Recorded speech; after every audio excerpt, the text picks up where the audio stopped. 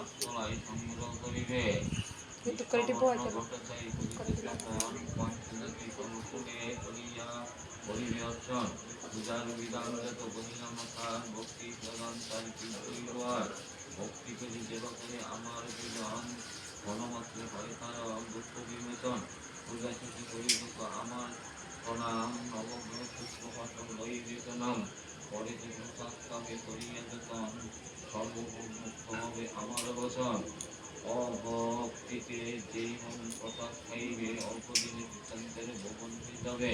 আমার পূজায় যেবা করিও না দল চিরকাল দুঃখী সেই হইবে গত। এই কথা বলি শুনি হইল দর্শন ভক্তিতে করেন না শনির পূজন। প্রতি শনিবারে পূজা করে নরবর ধন দিয়ে বিপ্রগণে চটিলাঙ্কর। সমঙ্গল বিপ্র তখন বিকাইয়া গঙ্গাপুরী চরিত্রের উচিনে গিয়া সম্বরাধ বিশ্বাসের মধুর সঙ্গে পাঠচন্দ্র গ্রন্থ করিল নিবিত।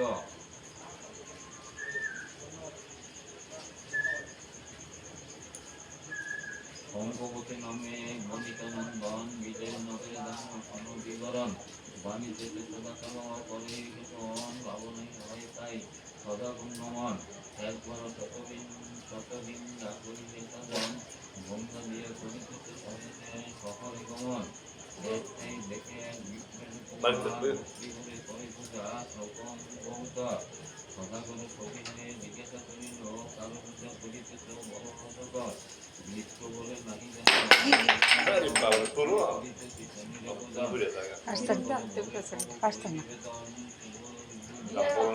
যদি হয় আমি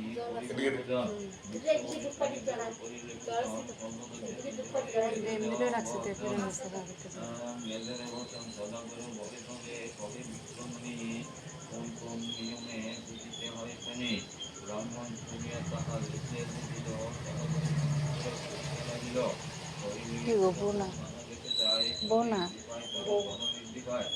ধরিতে হইয়া মাত্র বেলিয়ার সুত শনির পূজাতে পারো হইলে দেশ সুত।